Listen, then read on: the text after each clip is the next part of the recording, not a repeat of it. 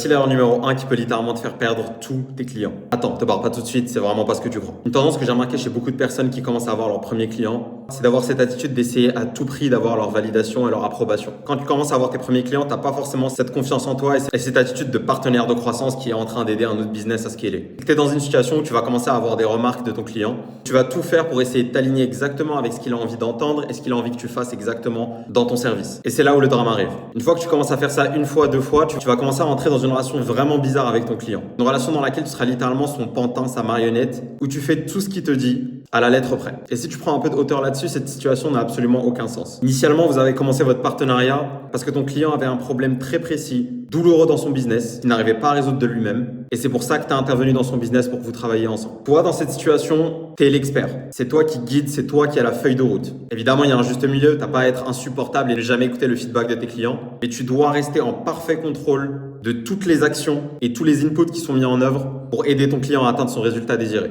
N'oublie pas que vous avez commencé à travailler ensemble pour qu'il atteigne ses objectifs business et non pas pour que tu fasses tout ce qui lui plaît. Crois-moi, ça peut paraître un peu bizarre dit comme ça, mais c'est de mon expérience la raison numéro 1 qui fait qu'un client te quitte. J'ai même remarqué que ça avait encore plus d'impact que les résultats que tu lui apportais.